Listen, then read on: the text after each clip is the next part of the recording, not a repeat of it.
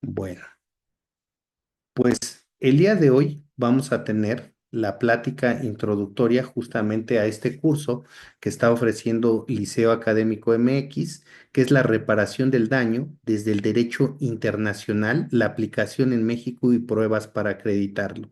Serán 4 clases de 2 horas cada una que se impartirán los días viernes 16 de mayo y 23 de mayo, así como 6 de junio y 13 de junio de 19 a 21 horas. ¿Quién imparte la clase? ¿Quién va a impartir este curso? Y que ahorita vamos a escucharla en plática introductoria, la jueza Monibet Shaley López García.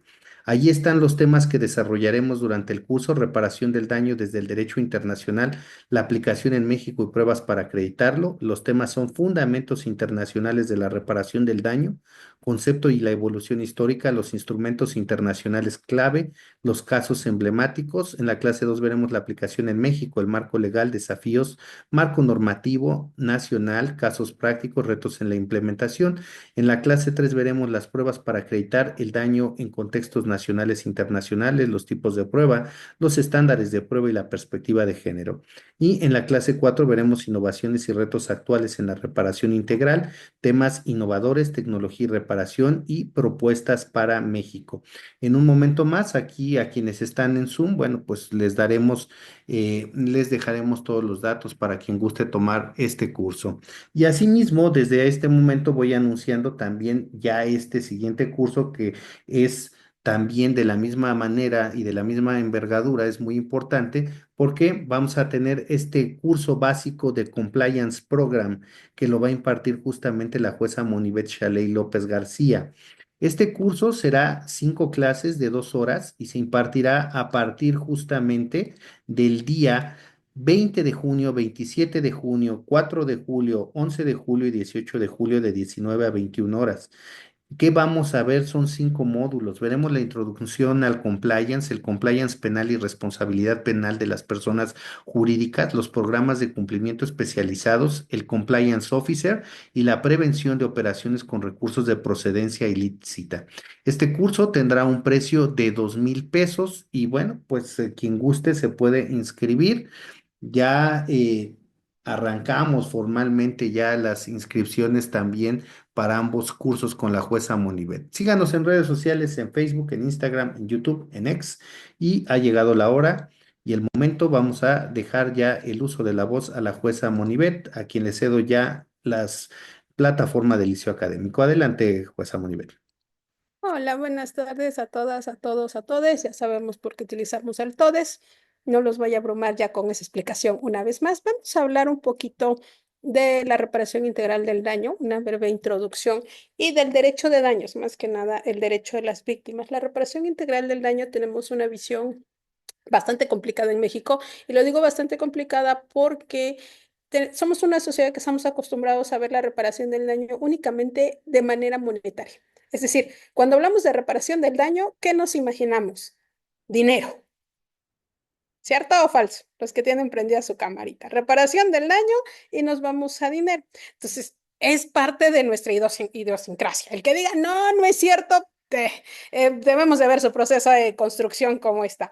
Porque cuando hablamos de reparación del daño, los abogados y las abogadas estamos acostumbrados a verlo desde lo económico. Sin embargo, la reparación del daño ha tenido un avance y una evolución distinta. Nuestra Suprema Corte de Justicia de la Nación tiene inclusive un cuaderno, así se llama, cuaderno Derecho de Daños, así está. Solo pueden buscar, está libre, es de acceso libre, y allá ya empieza a hablar de acuerdo a la responsabilidad civil del derecho de daños. Y a mí me gustaría leerles un poquito, bueno, dos cosillas que dice ese cuaderno del derecho de daños, porque es muy importante. Sobre todo es muy importante porque la misma Corte en estos parrafitos introductorios del cuaderno de derecho de daños reconoce algo trascendental para nosotros.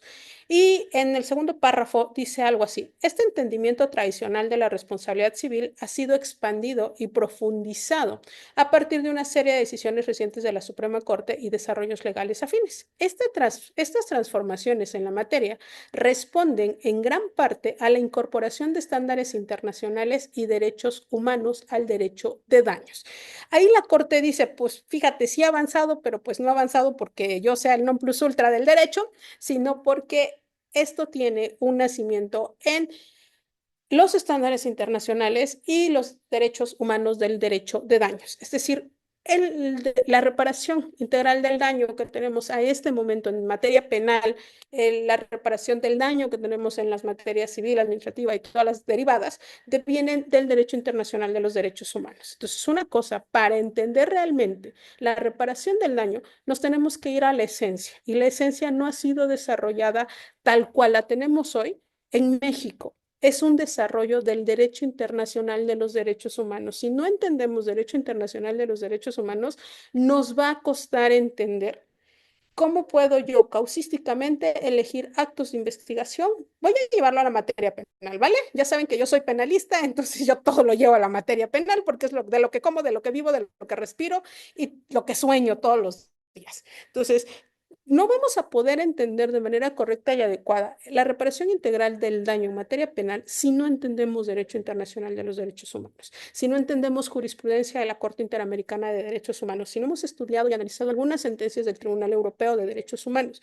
Por eso este curso se titula así, Reparación del daño desde el derecho internacional. ¿Por qué? Porque lo vamos a ver desde su nacimiento, cómo nace, cómo evoluciona y cómo nuestra Suprema Corte de Justicia de la Nación muy atinadamente lleva varios años trayendo los antecedentes de Corte Interamericana, de tribunales regionales, para ampliar lo que hemos conocido tradicionalmente como reparación del daño.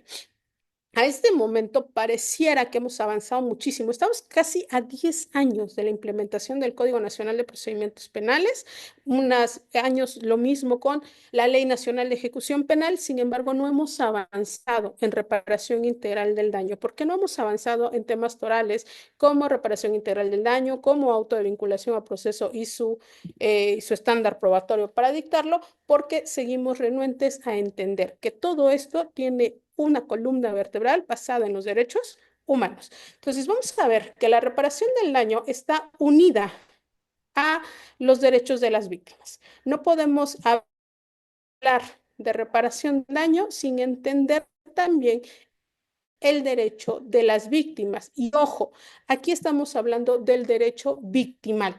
El derecho victimal es una cosa totalmente distinta a lo que hemos estado acostumbrados. ¿Por qué es totalmente diferente? Bueno, porque cuando empezamos a hablar de derecho victimal, empezamos a hablar de una rama del derecho, no es una rama dentro, no es un apéndice del derecho penal, es una rama del derecho que está teniendo una importancia trascendental en nuestros días para entender cómo se da esta relación procesal y sustantiva de las víctimas en el derecho.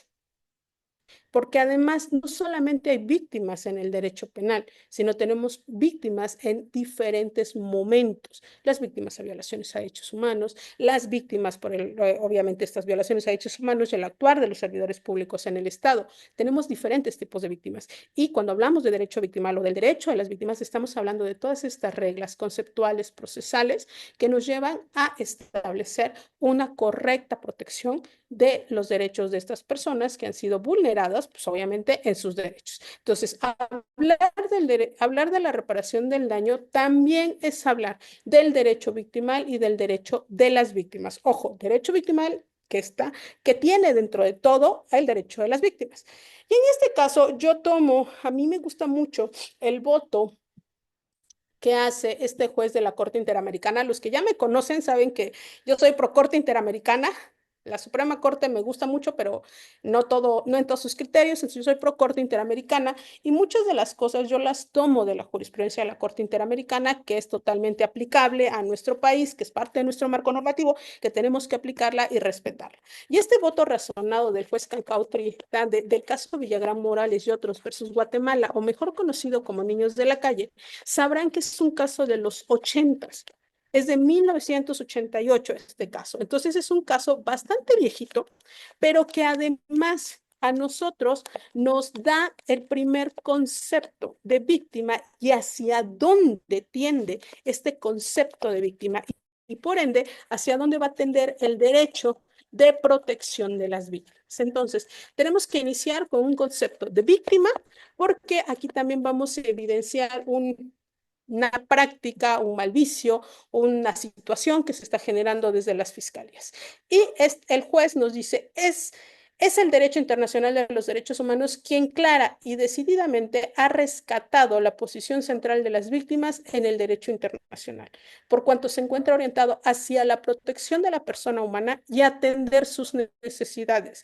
¿Por qué para mí es importante esta definición y estas líneas que se ponen en ese voto razonado? Por lo que está subrayado, ese subrayado es mío, no está en el voto razonado, ustedes disculpen, la protección de la persona humana y atender sus necesidades. Cuando hablamos de reparación del daño, tenemos que centrarnos en que estamos ante una persona y además esa reparación del daño tiene que ver con atender sus necesidades. Pero ojo, un error o una situación, no lo voy a llamar error, pero una situación que se está generando, por ejemplo, en las carpetas de investigación, es confundir a la persona denunciante con la persona víctima y decir, bueno, Monivet vino y denunció y desde este momento a Monivet se le reconoce el carácter de víctima. Y dices, a ver, espérame, ¿cómo que nomás porque yo fui denunciada ya soy víctima? Pero ahí tenemos una situación. ¿Por qué? Porque no hemos entendido el concepto de víctima y entonces ahí empiezan los problemas. Yo les voy a platicar, por ejemplo, problemas que tenemos. En un caso de de homicidio culposo, matan a una mujer, perdóneme, todavía tengo rezagos de todo lo que sufrí estas semanas. Le privan de la vida a una mujer, la atropellan, ella muere en el hospital, pero ella tiene un novio, una pareja con la que había empezado a vivir y están sus papás. La pareja, pues es la que vio todo lo relacionado con, pues, cuando fueron dar la noticia de que pues, murió, ver toda la cuestión del inicio de la carpeta de investigación, empezar a ver todo esto y a la pareja la mandan a llamar para un acuerdo reparatorio. La fiscalía dice, va, el juez validó el acuerdo reparatorio, le pagaron una cantidad de dinero a esta persona que decía que era la pareja y ¿qué creen? Nunca mandaron a traer a los papás. No llevaban 2 años viviendo en concubinato, ya sabemos el estándar de de la Suprema Corte de que no es el mismo estándar del concubinato civil al concubinato penal, pero vamos a ponerlo así, y los papás a este momento están reclamando, porque además hay otros bienes, como por ejemplo una casa, como por ejemplo un coche, como por ejemplo cuentas bancarias, pero la calidad de víctima dentro de la carpeta de investigación únicamente la tiene la persona que se presentó como su concubina. Llevaban 2 meses viviendo. ¿Quiénes son víctimas? ¿A quién le correspondería la reparación del daño? Esto es de los primeros problemas que tenemos que ver, porque estamos viendo el derecho penal desde una situación de, Monivet vino a denunciar, Monivet dice que es la concubina de Jesús Alberto, entonces todo pague todo lo de Jesús Alberto y reparación del daño para Monivet, pero Monivet no fue la primera concubina de Jesús Alberto. Jesús Alberto ya se había casado 2 veces, ya tenía 7 hijos y Monivet era la tercera concubina con la que vivía. Entonces vamos a empezar a ver que cuando hablamos de reparación del daño, estamos hablando de protecciones de la persona humana y de sus necesidades. Por ejemplo, en este último caso, en donde agarré el nombre del compañero, perdóneme compañero, pero siempre tomo nombres de los compañeros que entran. Entonces, en este último caso, había 7 hijos. Jesús Alberto tiene 7 hijos y yo me quiero llevar todo lo correspondiente a su reparación del daño. Digamos, perdóneme, que él fue la víctima del homicidio culposo. Y yo me quiero llevar los 500,000 porque no podemos determinar su salario, sus ingresos. Entonces, vamos a empezar a entender que para establecer la cuestión de la reparación del daño es de suma importancia ver que las definiciones, muchas de las definiciones que tomamos, muchas de las definiciones que se encuentran desarrolladas en la Ley General de Víctimas vienen del derecho internacional de los derechos humanos, lo que implica reconocer de dónde nació. Y en el derecho internacional de los derechos humanos, a través de las sentencias de la Corte Interamericana, pues hemos tenido un desarrollo desde 1988.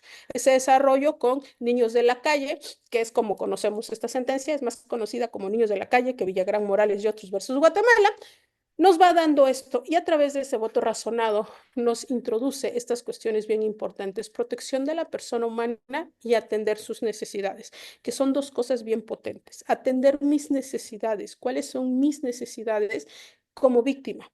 ¿Qué quiere una madre cuando le mataron a su hijo? Las mexicanas, cárcel. ¿Y las otras? Las colombianas, las argentinas, por ejemplo, para empezar a sensibilizarnos y entender un poco la reparación del daño diferenciada desde el derecho internacional, yo les sugiero, independientemente de que tomen el curso o no, que lean o vean un documental sobre las madres y abuelas de la Plaza de Mayo, que vean y lean un documental sobre las víctimas o las familias de desaparecidos en Colombia. Hay documentales, hay cortitos de 15 minutos, 20 minutos, 30 minutos, y hay uno que es de 2 horas, muy bueno, de la televisora argentina, sobre las madres y las abuelas de Mayo. Y ahí vamos a empezar a entender cómo se da un poquito la reparación del daño de una manera distinta y que es a los estándares que tendríamos que empezar a aplicarle. Y por ello es que yo les quiero mencionar qué es una víctima, porque por ejemplo, las víctimas, pues tenemos una ley general de víctimas, pero pues no sabemos cómo, muchas veces no conocemos cómo esa ley general de víctimas llegó a nuestro sistema, llegó a que nosotros la tengamos a consideración. Pensamos que de repente, pues se les ocurrió, alguien vio y ya tenemos una ley general de víctimas, pero esa ley general de víctimas no es una ocurrencia del sistema jurídico mexicano, no es que a nuestros legisladores y legisladoras un día les hayan interesado las víctimas, devienen de las luchas sociales reflejadas en sentencias de Corte Interamericana de Derechos Humanos. Ya llevamos 15 sentencias en Corte Interamericana de Derechos Humanos. Y también de los compromisos internacionales que ha firmado México, que ha tenido México. Y estos compromisos internacionales pues comienzan en cuestión de víctimas, con la Declaración sobre Principios Fundamentales de Justicia para las Víctimas de Delito y Abuso de Poder. Ojo, en México en 1969 se tuvo una ley de víctimas para la protección de víctimas, pero esta ley del 69 tiene un nacimiento bien curioso, porque esa ley del 69 nace con uno de los movimientos sociales más potentes que hemos tenido en nuestro país, que ustedes lo conocen, lo recordarán, y que pues sigue siendo, ¿no? 2 de octubre no se olvida. 2 de octubre no se olvida de 1968. Y en el 69 nace en nuestro país esta ley que es para la protección de los derechos de las víctimas. En el derecho internacional tenemos que en el 80, pero esta ley general que teníamos en México solamente eran lineamientos muy generales para ver que era una víctima, a quién se le tenía que pagar por la misma situación que estaba pasando el país. Recuerden que ese movimiento del 68 pues nos puso en el ojo internacional. Fue bastante complicado el movimiento, hubieron muchísimas víctimas, muchísimos desaparecidos, ejecuciones extrajudiciales que llevaron a tener en ciertas entidades, en específico en esta, a la emisión de esta ley de víctimas. Para el 82 sale esta declaración sobre principios fundamentales. En el derecho internacional se empieza a ver que los países están olvidando una parte importante del sistema de justicia penal, pero esto también se da con una evolución de la victimología. Ojo, la victimología y el derecho de víctimas son dos cosas distintas, ¿eh? La victimología estudia factores sociales, culturales, que colocan a ciertas personas en calidad de víctimas a este momento. Anteriormente decía que porque habíamos víctimas perfectas, ¿no? Que algo había en nuestra cabecita también que nos hacía víctimas perfectas. A este momento ha ido evolucionando y es una ciencia que nos ayuda a estudiar todo esto que influye para que una persona pues esté en condiciones de mayor potencialidad para ser una víctima. Y el derecho de víctimas es la que estudia los derechos y las relaciones, conceptos y derechos procesales que tiene una persona ante el sistema de justicia para el reclamo de sus derechos en su calidad de víctima. Entonces, son dos cosas distintas que se entrelazan, que se juntan, pero que no son lo mismo. Reconociendo toda esta evolución de la victimología, reconociendo que es necesario que los marcos normativos de los países tengan derechos diferenciados para esta situación y reconozcan que dentro de los procedimientos, voy a hablar del penal, que los procedimientos penales hay una parte que está siendo olvidada, que es la víctima, porque siempre se le tomaba como una parte secundaria, a pesar de que las fiscalías siempre les han recargado la carga de que ellos sean los que investiguen, pues se empieza a reconocer y se firma esta declaración. ¿Cuál es la resolución de la ONU que da vida a esta declaración?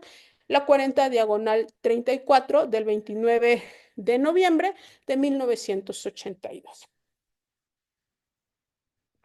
Y ahí es donde podemos hablar de la primera definición de víctima desde el derecho internacional en un documento de la ONU, ¿vale? Para que no me digan, es que ya había antes, sí, pero en un documento de la ONU que fue firmado, que fue aceptado, lo podemos ver de esta manera. Y por víctima vamos a entender la persona que individual o colectivamente haya sufrido daños, inclusive lesiones físicas o mentales, sufrimiento emocional, pérdida financiera o menoscabo sustancial de los derechos fundamentales como consecuencia de acciones u omisiones, perdónenme el error, que violan la legislación penal vigente en los Estados miembros, incluida la que proscribe el abuso de poder, incluyendo sufrimiento emocional. Y es aquí en donde nos empieza a complicar un poquito la vida. Yo, por ejemplo, estaba hablando con mi sobrino un día, me dice, oye, tía, ¿verdad que si a ti te matan, yo puedo reclamar la reparación del daño moral? Y yo, a ver, espérate, ¿tú de dónde aprendiste todo eso, no? Me dice, pues es que tú y yo nos llevamos muy bien, tú eres mi tía. No soy su tía favorita, pero soy la tía con la que más convive en determinado momento. Y si te matan a ti, a mí me van a ocasionar un sufrimiento. Y yo, sí, tienes razón, a ti te van a ocasionar un sufrimiento porque eres mi sobrino favorito, porque siempre estoy contigo, perdóname, es mi sobrino favorito. ¿Eh? Entonces, es todas estas cuestiones. Y tiene que ver con esto, sufrimiento emocional. Ahora, esa reparación del daño, cuando hablamos de sufrimiento emocional, ¿cómo la vamos a cuantificar? Y ese es uno de los puntos que vamos a tratar en el curso, porque ¿cómo lo cuantificamos? Si ustedes se dan cuenta, con este concepto de víctimas incluimos personas que no estamos acostumbradas a ver en el derecho interno de México, como quienes, como por ejemplo los hijos de las mujeres que sufren, que son víctimas de feminicidio, que son víctimas de violencia familiar, que no están acostumbrados los fiscales a llevarlos como víctimas, pero que ellos son los que tienen un sufrimiento emocional, perdónenme la redundancia, porque ellos ven todo el maltrato, toda la violencia que viven sus figuras de cuidado y tenemos. Entonces, este concepto nos abre el abanico a considerar a otras personas que nosotros no habíamos visto. Si ustedes ven la evolución del derecho penal en México, van a encontrar que hasta hace muy poquito fue que tenemos la inclusión de las víctimas, de este tipo de víctimas en el derecho penal. No las teníamos, a pesar de que México, pues, toma esta declaración.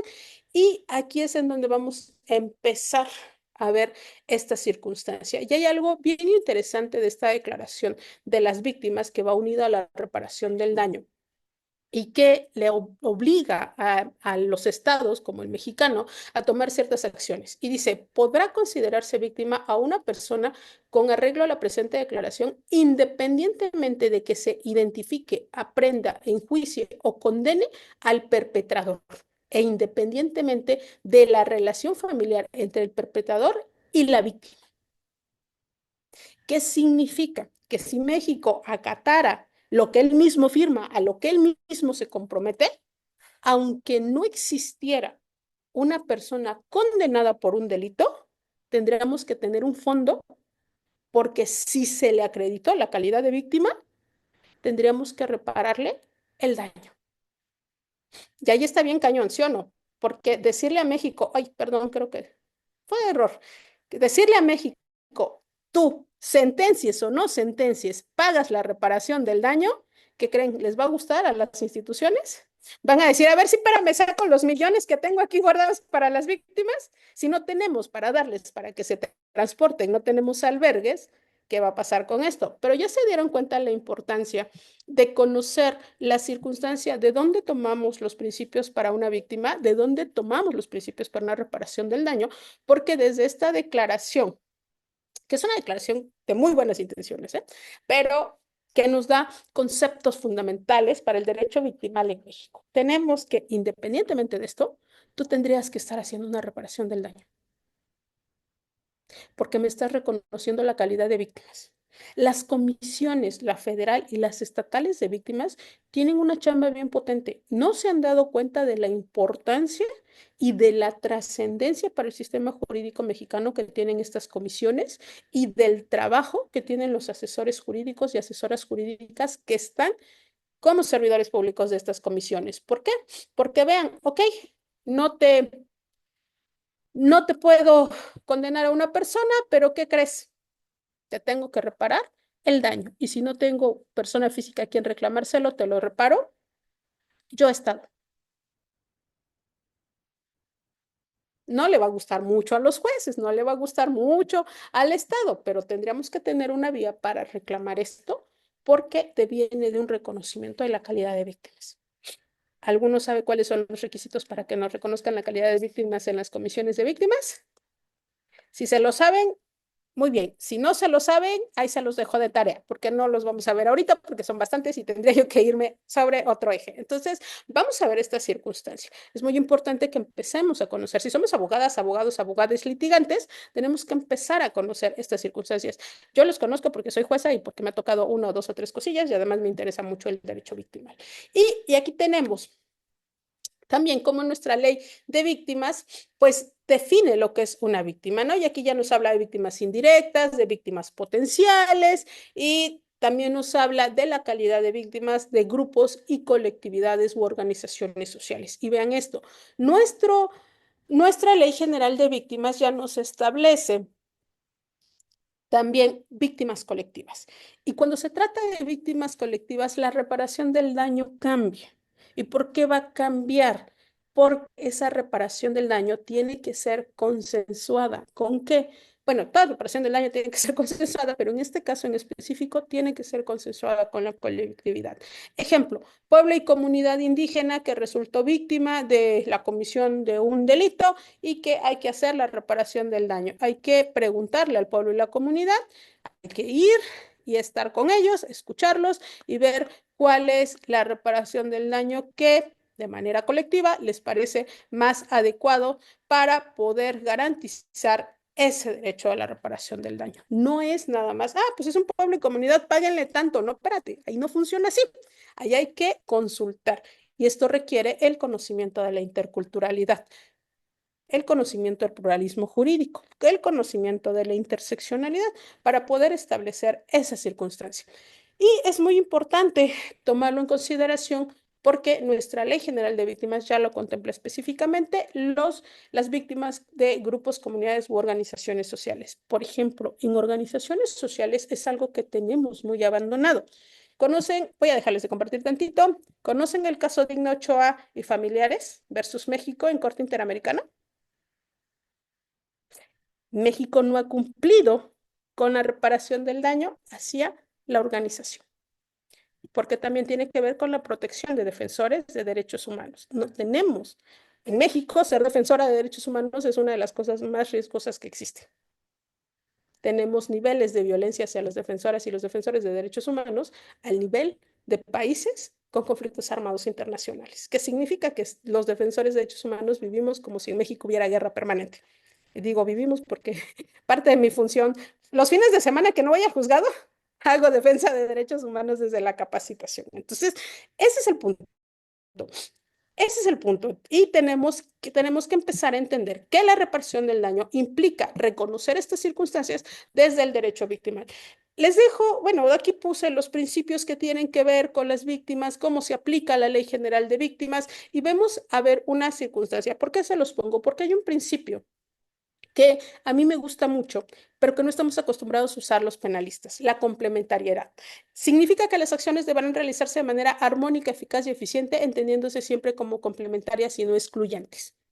Para poder determinar una reparación integral del daño, tenemos que ver cómo funciona la complementariedad para poder establecer las mejores reparaciones. No podemos excluir ninguna característica de la interseccionalidad de las víctimas. No lo podemos hacer. Si excluimos una característica, estamos hablando de que es una reparación integral, una reparación no integral del daño. Y al no ser integral, estamos cometiendo una violación a derechos humanos. Y el otro que a mí me encanta, y saben que soy amante, uno de mis amantes favoritos, es la debida diligencia. ¿Por qué?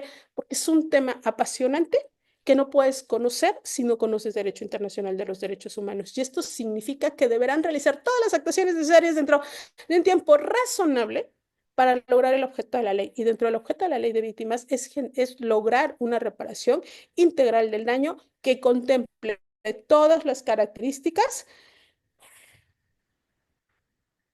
de de las víctimas que estamos teniendo enfrente. De ahí que estos dos principios yo se los ponga para que ustedes tengan una idea, tengan una relación de cómo funciona. Aquí están el resto de los principios, pero a mí también me gusta hablar de este capítulo de la ley de víctimas respecto a las medidas de ayuda inmediata. Estas medidas de ayuda inmediata al momento de evaluar la reparación del daño, también van a formar parte de lo que las autoridades jurisdiccionales debieron de haber evaluado. ¿Por qué? Porque si existen condiciones de vulnerabilidad que agravan las situaciones o las condiciones en las que una víctima es colocada y puede tener violaciones a derechos humanos por la comisión del delito dentro de la reparación integral del daño, que tiene 5 aspectos que vamos a tratar a fondo en este curso, pero que ahorita les voy a mencionar de manera general, pues tiene que ver qué fue lo que se hizo. Y esto no lo estamos viendo, no lo estamos tomando en consideración, ni siquiera lo evaluamos. Es más, como jueces y jueces de control, ni siquiera preguntan o preguntamos cuáles fueron las medidas de ayuda inmediata, cuáles fueron las medidas de protección. No las hacemos. Y ahí estamos dejando de lado un punto importante para verificar una reparación del daño integral. ¿Por qué?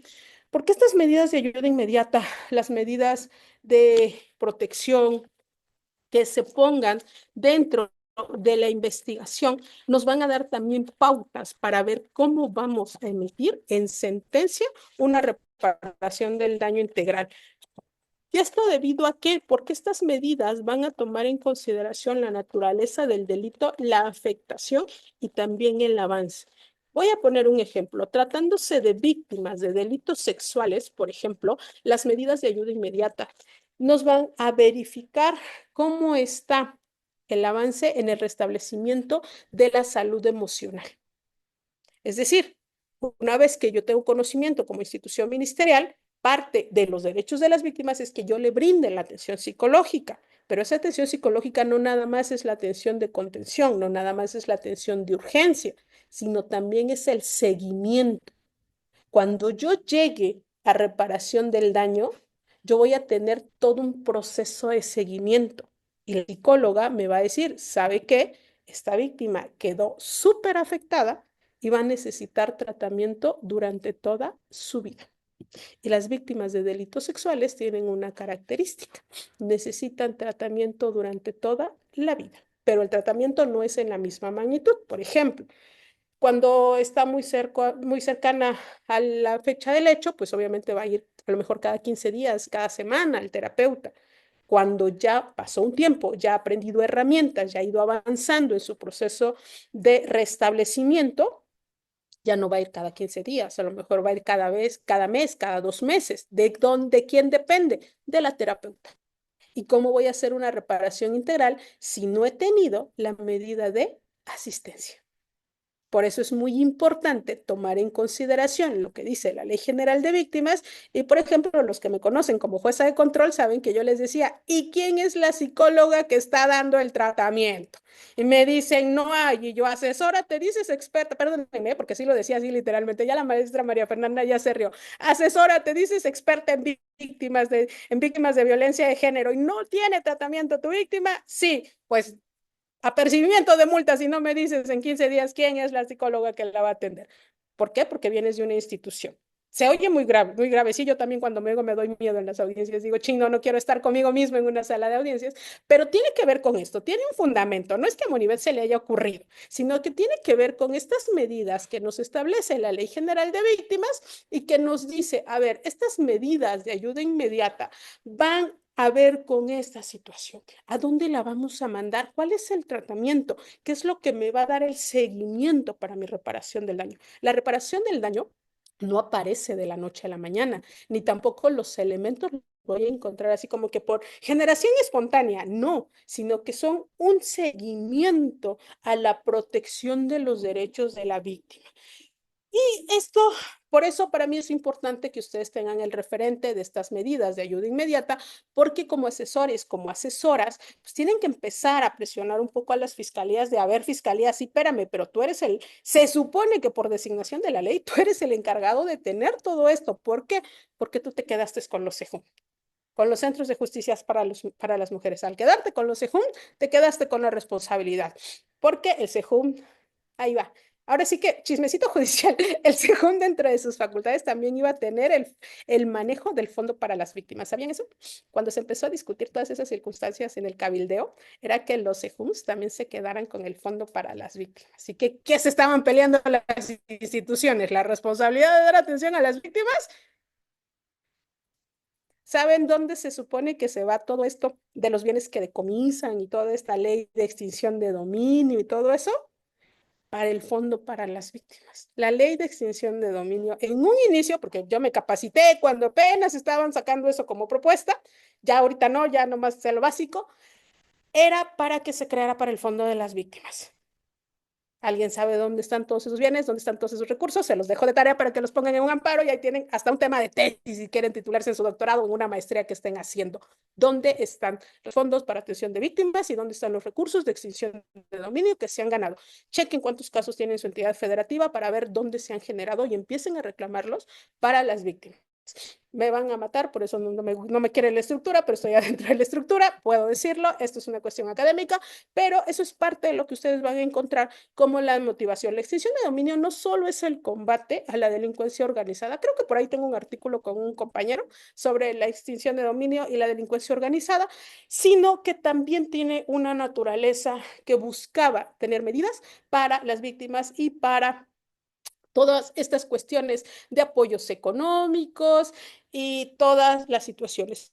Pero ven lo que dice la Ley General de Víctimas y por eso se los pongo aquí. El pago de los apoyos económicos se gestionarán conforme a lo que establezcan las normas reglamentarias correspondientes a los recursos de ayuda de la Comisión Ejecutiva y de las comisiones de víctimas de las entidades federativas según corresponda. ¿Quién se supone que tiene el dinero para que se transporte una víctima? La Comisión de Víctimas. ¿Ya vieron? ¿Quién tiene el dinero para darle de comer a los hijos de las mujeres violentadas que están en un albergue? La comisión de víctimas. Ahora ya sabemos a quién se lo vamos a reclamar. Me van a odiar las comisiones de víctimas. Bueno, solo está en la ley, ya sabrán si lo reclaman o no lo reclaman o cómo lo reclaman, pero yo aquí les dejo el dato. La Ley General de Víctimas lo establece y lo establece de manera clara para poder ayudar a estas cuestiones. Entonces, ojo, porque si se van dando cuenta, para la reparación del daño llevamos varias cosas aprendidas en estos momentos. Ya llevamos casi, ya vamos a cumplir una hora. Primero, aun cuando la víctima no haya tenido una sentencia condenatoria, podrá reclamarla ante el Estado. Pero por eso es importante que la Comisión de Víctimas lleve un registro. ¿Por qué? Porque necesitamos que si la Comisión de Víctimas está dando apoyos de la reparación del daño que va a ser la final que se le va a pagar, se le descuenten los apoyos. ¿Ya se dieron cuenta? Y ojo, y esto es bien importante, por eso lo pongo aquí. Tratándose de víctimas de violencia sexual, también tenemos que garantizar la interrupción voluntaria del embarazo como parte de la reparación del daño y de las medidas de atención. ¿Ya se dieron cuenta? Y si un juez no lo prueba, ¿qué creen que va a pasar? ¿Responsabilidad de él? Pues, ¿por qué? Porque una víctima de un delito sexual va a tener una infancia y la va a tener que mantener y va a tener cargas de cuidados por la no aprobación de una autoridad. Y entonces nos podemos mover en el ámbito del error judicial y la responsabilidad del Estado. ¿Ya vieron cómo esto de las víctimas y de la reparación del daño está bien padre?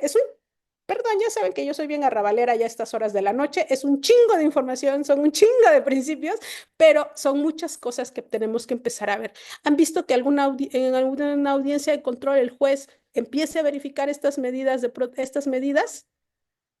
Que empiece a preguntar, que empiece a requerir a la fiscalía qué estás haciendo si se supone que ya tienes a una víctima, a una presunta víctima media identificada, ni nos manifestamos, ¿no? Yo sí, por eso la maestra María no me se ríe, la maestra María Fernanda, porque yo sí estaba ahí poniéndole siempre de, ¿y qué estás haciendo? ¿Y dónde está la terapia? Y te requiero y te apercibo.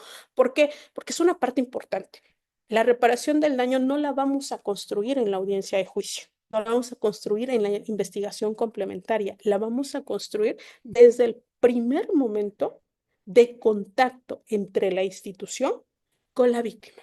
Sin embargo, es algo que no nos han enseñado a los jueces y a las juezas, y lo digo con toda la responsabilidad, porque no estamos acostumbrados a controlar desde la ley de víctimas y menos desde documentos internacionales la medida en cómo se van dando. Por eso en el curso cuando veamos pruebas para la reparación del daño, pues vamos a ir enlazando los actos de investigación que van a ser más correctos o cuáles nos pueden servir para poder llegar a una audiencia de juicio. Y aquí también les dejo todo esto de medidas de alojamiento, traslados, que está en la ley, pero que nos ayuda, ¿vale? Los pongo como para que tengamos esta cuestión. Y ojo, yo también lo quiero poner aquí porque la reparación del daño incluye también la asesoría jurídica. Y la asesoría jurídica es un derecho no disponible, no renunciable. Es como el derecho a la defensa. Y ya sé que esto va a generar mucho conflicto porque hay estados en donde no se garantiza la asesoría jurídica, pero esto es por ley, por protección de las víctimas. La asesoría jurídica tiene que estar desde el primer momento y no es que le impongamos una carga a las víctimas, es que le reclamamos a la fiscalía que cumpla con su deber de proteger y garantizar derechos humanos. No es obligación de las víctimas llegar con un asesor o asesora jurídica, es obligación del Estado poner un asesor o una asesora jurídica. Que no tenemos las condiciones es otra cosa, reclamémonos a las comisiones de víctimas, reclamémonos a los congresos que no dan el presupuesto necesario para contratar suficientes asesores y asesoras jurídicas, pero ese es otro reclamo. Por ley tienen que tener asesor jurídico. Si no lo hacemos, estamos dañando los derechos de las víctimas y por ende todo el procedimiento. Y esto es una cuestión bastante grave que mientras sigamos con estos criterios, pues no vamos a poder empezar a ver las consecuencias, pero de las consecuencias de que no haya asesores jurídicos, pues es la nulidad de todo lo actuado. Después vemos cómo salvamos eso, porque hay muchísimas investigaciones en donde no hay asesor jurídico y los defensores podrían hacer muchas cosas, pero también hay una situación ahí de políticas del Estado, que no sé muy bien cómo funciona, pero que están presentes. En términos generales, espérenme, déjenme ver, tengo un chat. Ah, perdón, es que estaba lloviendo el chat, que había un mensaje, pero es para los que se gusten inscribir en el curso. Bueno, en términos generales, los derechos de las víctimas reconocidos a nivel internacional pues se pueden dividir en tres sectores. Derechos a ser tratados acorde con su calidad de víctima, que tiene que ver con la asistencia, con las medidas que acabamos de ver, el derecho a la protección y a la asistencia. El derecho a ser tratados con la calidad de víctimas es también darles esa calidad, darles esa sensibilidad humana, atenderlos de manera correcta y adecuada. Pero, por ejemplo, en este caso de derecho a ser tratados acorde a su calidad de víctimas, tenemos un problema material bien importante. Y yo lo pongo en este ejemplo. Yo no lo había captado tanto hasta que empecé a trabajar con asociaciones de personas desaparecidas que trabajan con ellos y dicen, a ver, si a mi familiar lo desaparecieron, yo no sé en dónde está y llego a la institución y veo que me tratan mal, que me contestan feo, imagínense cómo me siento. Y en ese momento empecé a pensar y dije, chin, sí es cierto, porque de repente contestamos muy feo, ¿no? Y me pongo a pensar de cuáles son las causas. Y ahora yo les digo, si ustedes llegan a la fiscalía y van a denunciar un delito de violencia familiar y esa fiscal acaba de ser agredida en su casa, ¿cómo creen que va a reaccionar? O de lo que le cuentan a la fiscal, y no es justificación, solo estoy poniendo las cosas sobre la mesa, ¿vale? O de lo que le cuentan a la fiscal, tiene este síndrome reflejo, en donde ella se identifica que ella también fue víctima de abuso sexual en su niñez o en su adolescencia, o que él fue víctima de abuso sexual en su niñez o en su adolescencia, ¿cómo se siente? O estando en una sala de audiencias, la jueza o el juez empieza a identificarse con la víctima y decir, sí, a mí también me decían que era una inútil. A mí no me lo han dicho, ¿eh? No mis parejas al menos. A mí también me decían que era una inútil. A mí también me decía que yo no servía para nada. ¿Cuál puede ser la reacción? O se suelta a llorar, o se endurece en ese momento y tiene un trato diferente. Entonces hablamos de dos violencias que están compaginadas, que van al paralelo y que tienen razón las víctimas en decir, a mí me están tratando mal. Pero entonces yo les digo, ¿y si ellas se están reflejando en ese momento?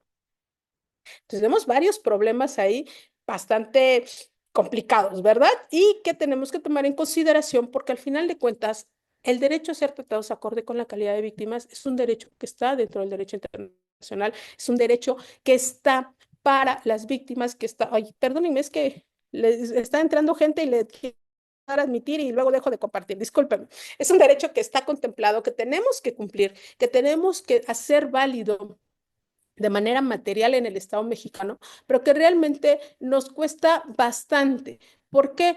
Porque no lo logramos entender, porque al final de cuentas, solo por estadísticas, 7 de cada 10 mujeres somos violentadas a partir de los 15 años por una pareja, expareja o algún miembro cercano a nuestra familia. Por estadísticas, 7 de cada 10 de cada una de nosotras, las que estamos aquí, hemos sufrido actos de violencia. Y por estadística de niños, niños y adolescentes, estos sufren delitos sexuales. Si nos vamos a contar y decimos 1, 2, 3, 4, 5, 6, 7, ahí están, 7 violentadas. 1, 2, 3, 4, ahí están 4 abusados. Y entonces vamos a empezar a desagregar y tenemos este problema que hay víctimas tratando a víctimas dentro de la estructura estatal, porque la estructura estatal no da contención, porque la estructura estatal no da los cursos para la protección también de las personas servidoras públicas. Y no es justificación, sino que es poner sobre la mesa cómo funcionan estas circunstancias. Derecho a la protección y asistencia, ya vimos cómo se va dando, y el más importante, bueno, no el más importante, el tercero, derecho a la reparación. La reparación es vista como un derecho mismo, como un grupo, como un conjunto dentro de estos 3 derechos. ¿Por qué? Porque estas 3 categorías de los derechos de las víctimas pues son las más importantes, las más trascendentes, pero unas van ligadas con las otras. Yo no te puedo dar la protección y asistencia pues si no te estoy viendo como una persona que necesita una protección diferenciada desde la calidad del hecho que tú sufriste, desde tu calidad de víctima, desde que ya fuiste una persona a la que se te violentó un derecho y que tenemos que protegerlo de manera correcta y adecuada. Y tampoco voy a poder darte una buena reparación si yo no hice válido el derecho a la protección y a la asistencia. Entonces, son varias cuestiones que tenemos que considerar, que tenemos que ver y que tenemos que tomar en cuenta para la reparación del daño. Esta cuestión de la calidad de víctimas, donde encuentra su fundamento en el artículo 11, párrafo primero de la Convención Americana sobre Derechos Humanos, la CAT. Ya saben que esto siempre, para mí, siempre van a estar los tratados y convenios internacionales, la Declaración Universal de los Derechos Humanos y el Pacto Internacional de Derechos Civiles y Políticos. Y esto es importante para que empecemos a ver que la cuestión de las víctimas tiene estos fundamentos. Y ahora, para la regla básica sobre el tratamiento de víctimas, cuando yo hablo de la aclaración, hablo de la aclaración de los principios de los derechos de las víctimas, del delito y de abuso de poder. Este principio 4 de esa declaración contiene la regla básica para el tratamiento de las víctimas. Las víctimas serán tratadas con compasión y respeto a su dignidad. Recuerden que la dignidad es una cuestión subjetiva que no podemos medir desde nuestro contexto. Siempre, siempre lo vamos a medir desde el contexto de la persona que tenemos enfrente, es decir, desde sus categorías de opresión y desde sus categorías de privilegio. La dignidad es contextual, no desde mi contexto de Moniver, no es la dignidad de Moniver, sino es la dignidad de la persona. Y eso nos lleva a otra situación muy importante, que es la situación de al hacer la reparación del daño, no la voy a evaluar con mis reglas, sino con las reglas aplicables a cada categoría de opresión y a cada categoría de privilegio que tenemos para la aplicación y protección de las víctimas. ¿De acuerdo? Y esto es muy importante. ¿Por qué? Porque lo que busca impedir es la victimización secundaria. Por ejemplo, alguien me preguntó en alguna charla, y esto no es sobre proteger a las víctimas y tratarlas como muñequitos de cristal, no. O sea, que yo le dé un trato digno no significa que yo voy a suplir deficiencias de la otra parte, que es lo que les preocupa siempre a los defensores. Es que te estás pidiendo todo esto. Sí, pero esto no significa que yo voy a suplir deficiencias técnicas. Significa que yo voy a conocer cuáles son las protecciones que una persona necesita en su calidad de víctima basadas en sus categorías de opresión. ¿Cuáles son sus categorías de opresión? Esto ya tuvimos un curso de interseccionalidad muy padre donde explicamos cómo se dan las categorías de opresión, cómo funcionan en el ámbito de los derechos, cómo las vamos a aplicar, cuál sí es una categoría de opresión, cuál no es una categoría de opresión, cómo podemos ver estas categorías de opresión, cómo funcionan y materialmente cómo las podemos establecer y hacer los ajustes procesales para no generar desequilibrios en la aplicación de la ley. Entonces, vamos a ver todas estas circunstancias, ¿vale? Y en este caso tenemos una circunstancia, tres demandas específicas para el cumplimiento del derecho. ¿Cuáles son las demandas específicas que tenemos que ver para el cumplimiento de los derechos de las víctimas y que se van a ver reflejadas en la reparación del daño? Se debe tratar a la víctima de manera respetuosa y, ojo, ahí empezamos con problemas, evitando al máximo demoras en la atención. Vamos a una fiscalía y se tardan 4 horas en atendernos, si bien nos va, ¿cierto? Y si es una de delitos sexuales, capaz si se tarda más. Sistema que debe proveer mecanismos que aseguren que la víctima está informada. No solemos dar la información a la víctima y otorgarle a la víctima la posibilidad de participar en el proceso. Y esto es, pocas veces lo hacemos de que participe. Lo que pasa es que le imponen a la víctima. Víctima, ¿cuándo me trae a sus testigos? Víctima, tráigame el acta de nacimiento. Y cuando llegan a juicio, le preguntamos a la víctima, ¿sabe leer y escribir? La víctima nos dice, no, no sé leer, nunca fui a la escuela y ella va a incorporar el acta de nacimiento de la niña víctima del delito de violación o del delito de abuso sexual. ¿Error de quién es? Que un testigo que no sabe leer y escribir incorpore un acta de nacimiento. ¿De los jueces, de la señora o de la fiscalía y de la asesoría jurídica? ¿Y tengo yo que suplirlo como jueza? Es más, ¿me alcanzan las facultades para suplirlo? Y la respuesta es no. Y me da mucha pena con las víctimas. ¿Por qué? Porque por un error de violencia estructural, ¿a quién estamos perjudicando? A la víctima. Porque la fiscalía le pidió a ella que llevara el acta de nacimiento, cuando lo correcto hubiese sido que le ordenara a un agente estatal de investigaciones que fuera por el acta, ¿sí o no? Y el agente sabe leer sí o sí. O sea, el agente no me van a poder decir en audiencia de juicio que no sabe leer. ¿Quién me lo va a introducir? El agente que fue por ella. Pero cuando cargamos la responsabilidad de la investigación a la víctima, ¿se dan cuenta qué problemas generamos en juicio? Y dicen, no, eso no pasa. No pasa si tú, juez o jueza, no le preguntas a la víctima, señora, ¿usted tuvo la oportunidad de ir a la escuela? ¿Por qué? Porque en México un alto porcentaje de la población vive en condiciones de pobreza. Y si vivimos en condiciones de pobreza y no tenemos ni para comer, ¿vamos a poder ir a la escuela? Tratamiento de la víctima con dignidad. Que yo te pregunte si sabes leer y escribir no es para minimizarte, es para que yo vea que la autoridad, como es la fiscalía, como es las partes intervenientes, defensa, asesoría jurídica, no te pueden hacer preguntas que te victimicen. ¿Cómo creen que se siente una señora que le digan, intente leerla? Oye, espérate, la señora no tuvo la oportunidad de ir a la escuela y tú todavía la vas a poner. Imagínense ustedes, es como si yo les dijera en este momento, vamos a resolver una ecuación de física cuántica. Pues mejor abandonamos la sala y nos vamos todos, ¿verdad? ¿Alguien sabe resolver una ecuación de física cuántica? No. Y cuando yo le diga, a ver, Saraí, dígame cuál es el primer factor que vamos a resolver, se me desconectó el internet. ¿Cómo se van a sentir? Voy a ponerlo en términos, a lo mejor no todos, pero van a sentir una humillación interna, van a decir, ching, todo el mundo se va a dar cuenta que no lo sé, ¿sí o no? Eso es una victimización secundaria.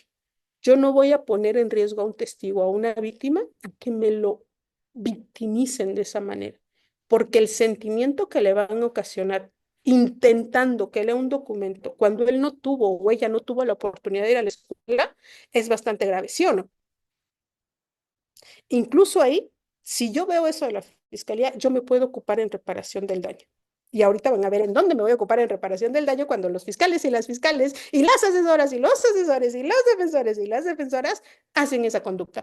Porque es muy importante, pero pensamos que la reparación del daño pues no abarca hasta allá. Eso no es cierto. Entonces, aquí vamos a aprender todas, en este curso vamos a aprender un montón de cosas. Entre muchas de esas yo les quiero enseñar esta situación. porque ellos pueden, las víctimas pueden participar en el proceso, pero requiere esta sensibilidad para entender cómo funciona. Voy desarrollando muchas cosas, pero, por ejemplo, cuando ya hablamos de los antecedentes de la reparación del daño, pues tenemos como principales antecedentes el artículo primero de la Constitución Política de los Estados Unidos Mexicanos, que nace de la obligación de investigar, sancionar y reparar las violaciones a derechos humanos. Sabemos que este primero nos obliga a un montón de cosas, por eso amo el primero constitucional.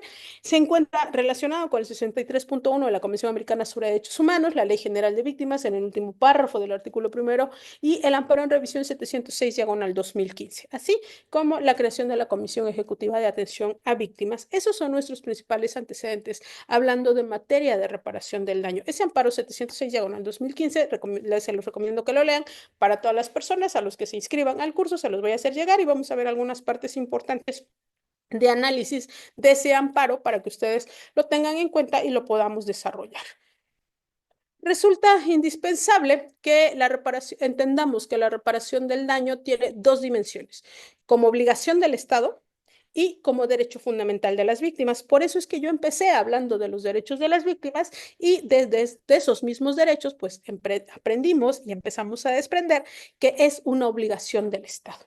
¿De dónde viene esa obligación del Estado? Porque me pueden decir, como alguien me dejó un mensaje en un video de estos. Perdón, es que para los que no me conocen, tengo en mi TikTok una sección que se llama Chismecito Judicial y justo ayer hablé del falso mito del estándar mínimo de la autovinculación a proceso y alguien me dice, pues es que eso no está en ninguna normativa. No, sí.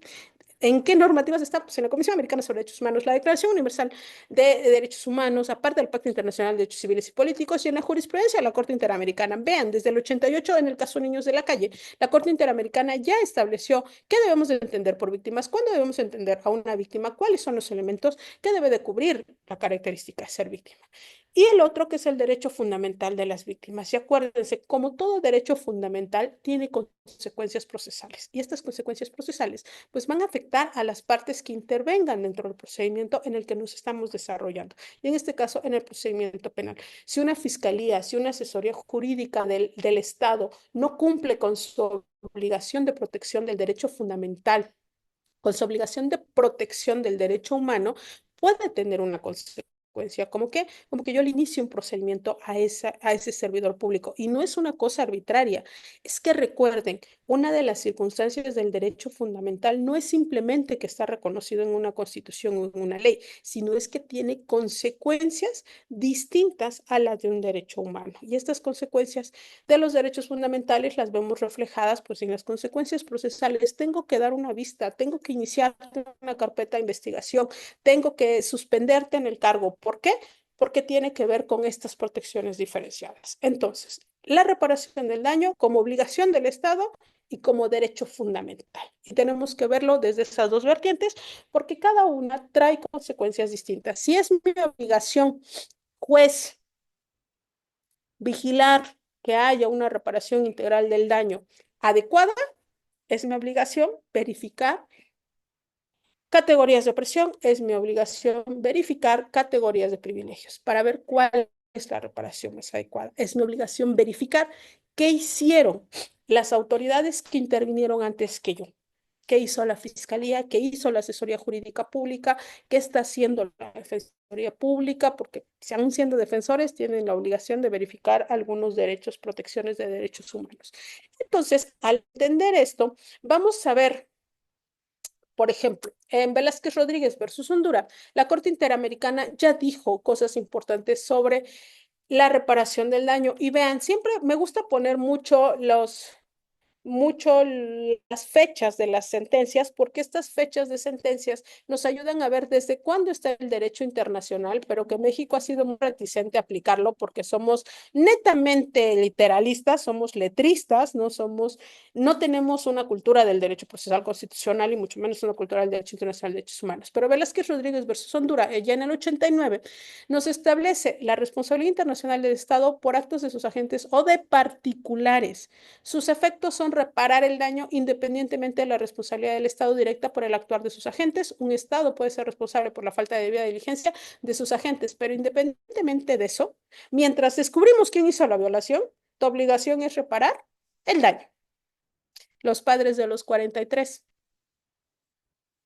tienen que reparársele el daño, independientemente de que encontremos los cuerpos o no encontremos los cuerpos o hayamos sentenciado, hayamos, dice aquello, o hayan sentenciado a alguien en un proceso penal, siempre que se haya determinado que hubo una violación a un derecho o libertad protegido. Tenemos que reparar las consecuencias de la medida para verificar la vulneración de sus derechos y el pago de una justa indemnización a la parte lesionada. Sí hay un pago, pero no es lo único. ¿Por qué? Porque no solamente el pago en monetario es lo que nos da una reparación. Y esto ya venía desde el caso Niños de la Calle, desde el caso Chitainech y otros, en donde ya la Corte Interamericana pues hizo este estudio de cómo se desarrolla, cómo va y cómo ha ido evolucionando. Y aquí es lo que a ustedes les interesa. Estos son los 5 aspectos de la reparación integral del daño: restitución, rehabilitación, compensación, satisfacción. Y esta última, que nadie se acuerda de ella nunca en las sentencias, no repetición. Desde el año pasado que nos convertimos en juezas de tribunal de enjuiciamiento, nosotros hemos pugnado porque todas las sentencias tengan estas 5 categorías. Siempre nos piden la reparación del daño en abstracto, pero nosotros siempre nos vamos con medidas de satisfacción y garantías de no repetición. Y es lo que yo les digo, que me ha dado la oportunidad de conocer que los jueces de ejecución, o muchos jueces, no hablo por todos, sino por algunos jueces y juezas, no saben cómo funcionan las medidas de satisfacción y cómo funcionan las garantías de no repetición, porque no estamos acostumbrados. Y, por ejemplo, ¿cómo es que ustedes pueden reclamar, si son asesores o asesoras jurídicas, las un poco las compensaciones, pues a través de sus honorarios, perdón, a través de la compensación?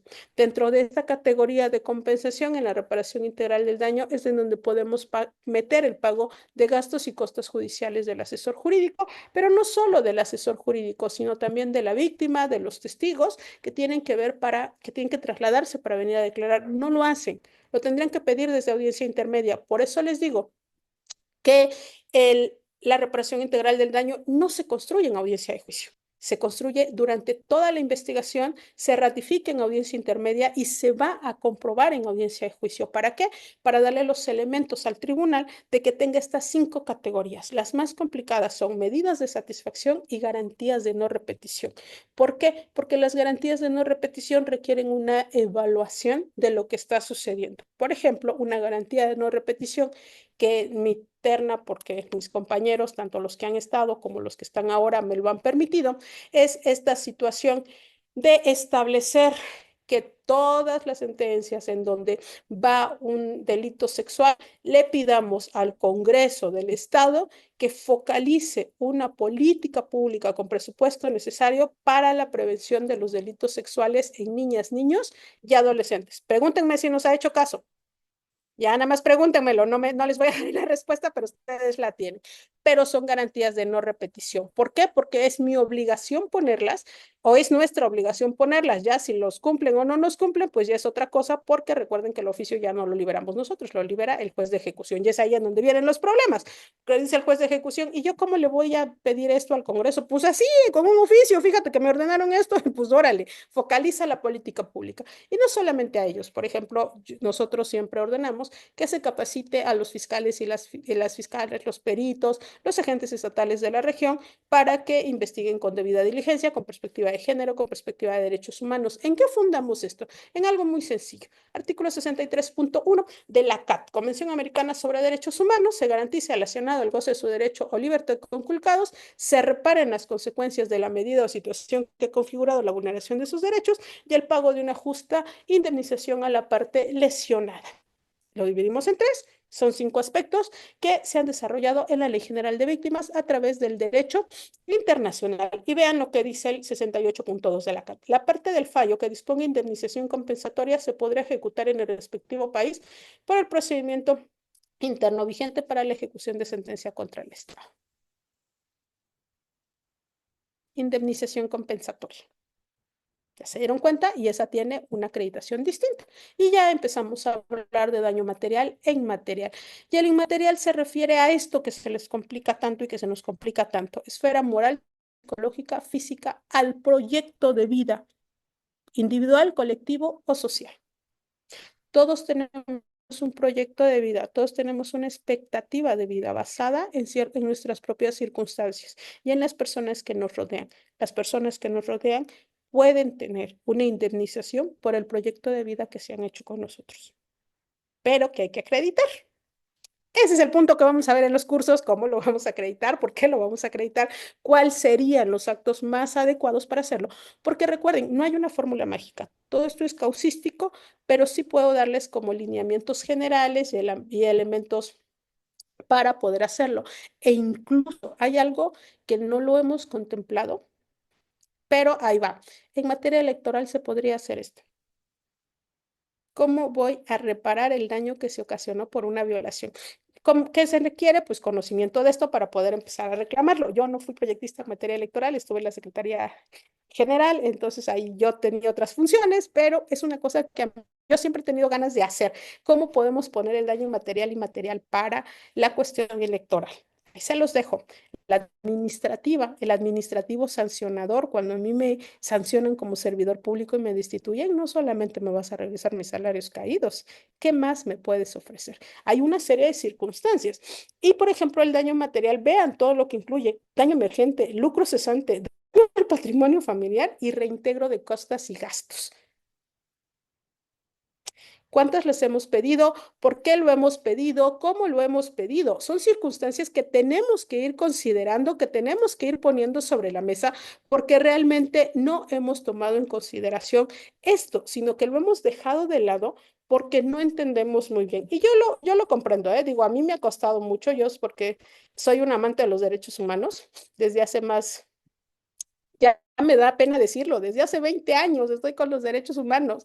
O sea, la mitad de mi vida, una vez salidita de la universidad, pollito, me dijeron, vete a volar y vámonos a derechos humanos. Cuando nosotros no nos enseñaban derechos humanos en la universidad. Yo aprendí derechos humanos a punta de trancazo, pero ahora hemos ido desarrollando y hemos ido aprendiendo esto. Entonces, como pueden ver, la reparación del daño va ligada a muchos derechos, va ligada a los derechos de las víctimas y tenemos que empezar a ver esta circunstancia que no es tan sencilla como la hemos podido apreciar. Ah, pues hay un delito por reparación del daño, sí. Calcúlame el lucro cesante, calcúlame el daño al patrimonio familiar.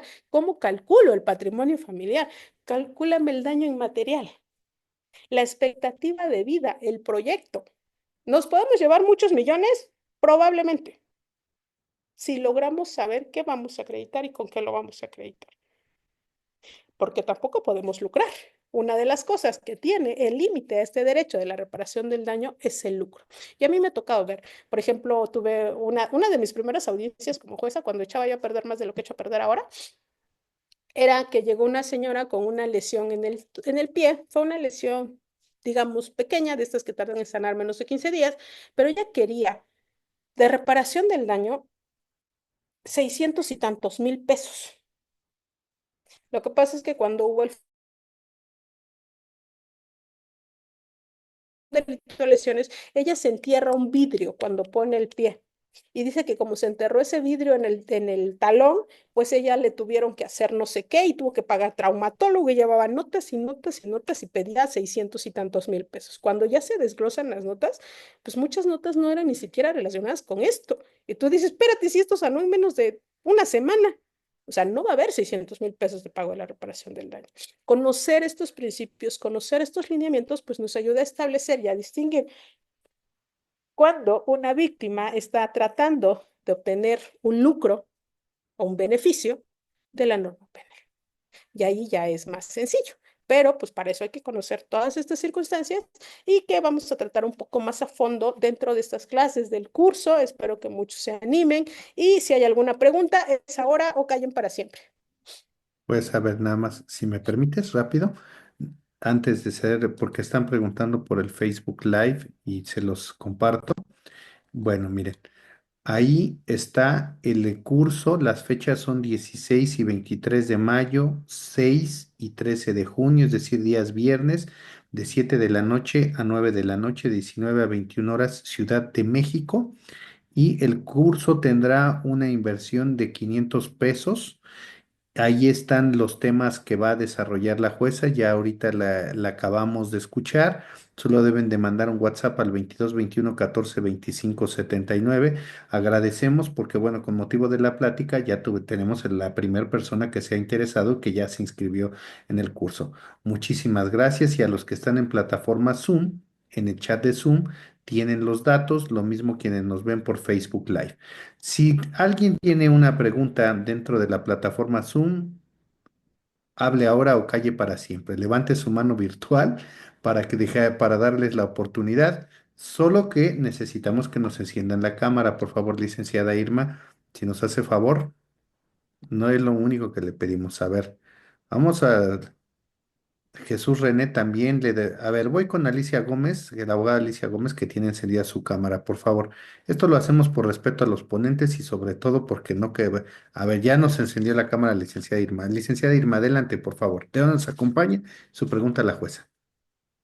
Sí, claro. Buenas noches a todos. Pues a un gusto nuevamente tomar un curso con usted. Ya lo había tomado anteriormente en otro curso. Bueno, yo soy originaria del estado de Hidalgo. Actualmente soy abogada penalista aquí en el estado de Hidalgo. Este, y precisamente yo tengo un asunto en el cual estamos cuantificando lo que es la reparación del daño. Pero más que eso, me llamó mucho la atención al inicio de este curso, cuando usted nos hace el comentario respecto de que es muy diferente lo que es el reconocimiento de concubinato en materia civil con el reconocimiento de concubinato en materia penal. ¿Cuál sería la diferencia, jueza? Porque es algo un poquito complicado y a veces para hacerlo exteriorizar dentro de la audiencia, pues sí, es bastante interesante. Eso fue lo que me llamó la atención. Sería Bueno, mi pregunta. gracias. La Suprema Corte de Justicia de la Nación tiene una determinación en donde establece cuál es la diferencia para la evaluación del concubinato en materia penal y en materia civil. En términos generales, lo que nos dice esta ejecutoria es que para la materia penal no se exige un rango tan alto como para la materia civil. La materia familiar establece la materia civil, por ejemplo, en el Código de Oaxaca, en el artículo 7 del Código Familiar del Estado Libre y Soberano de Oaxaca, se establece que hay dos supuestos para el concubinato: los que han vivido por 2 años ante la sociedad o los que tengan hijos. Entonces, para acreditarlo en materia familiar, pues tienes que traer tu constancia del oficial de registro civil en donde está establecido que tienes un concubinato y que tiene que ser una constancia del oficial del registro civil. Ojo, no sirve la de la agente municipal, no sirve la de ninguna otra institución que no sea el registro civil o el acta de nacimiento de los hijos que procrearon juntos. Entonces, ahí tenemos ese estándar para acreditarlo, pero en materia penal la Corte ha dicho es diferente. ¿Por qué? Que hayan vivido 2 años, puedes tomar los dos supuestos, pero que hayan vivido 2 años, lo puedes acreditar con otro tipo de pruebas. Entonces ahí no te exige exactamente la constancia del registro civil, sino te exige, por ejemplo, testimoniales. Ahí te hacen válidas otras constancias. ¿Vale? Entonces, ahí está la diferencia en el concubinato en materia familiar, civil, y el concubinato en materia penal. El estándar es distinto, lo terminó la primera sala de justicia de la Nación, de la Suprema Corte de Justicia de la Nación, solo que en este momento no recuerdo el número de amparo. Si lo recuerdo durante la clase, se los paso y si no, se lo mando al doctor Camacho para que ustedes tengan el número de amparo correspondiente. ¿De acuerdo? Muchas Entonces, espero gracias. haberle aclarado su duda. ¿Quién Gracias, sigue? abogada Irma. Voy con el abogado Jesús René Jerónimo. Si nos dice de dónde nos acompaña y su pregunta a la jueza. Adelante, abogado Jesús Jerónimo. Buenas noches, señoría. Buenas noches. Buenas noches a todos. Sí, mire, mi pregunta o duda va en lo siguiente, señoría. Sobre todo respecto a lo que mencionaba de las víctimas de hace un momento, que si es pues error de asesoría o demás, y que pues esas cuestiones usted no las puede obviamente pues subsanar, ¿no? No está dentro de sus facultades. Algo parecido sucedió, señoría, a su servidor en una audiencia de etapa intermedia en la que obviamente pues me nombro como coadyuvante a favor de la víctima. Previo a ello, obviamente, en sede fiscalía pues se declara como víctimas indirectas a una niña, hija de la víctima directa, quien queda con secuelas permanentes por el accidente.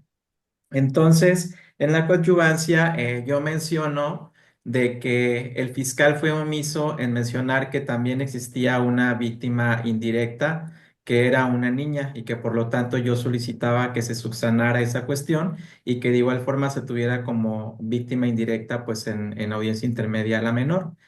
Entonces, ahí la juez de control dijo que no, que ella no podía hacer eso porque pues no se había mencionado quién iba a representar a la menor.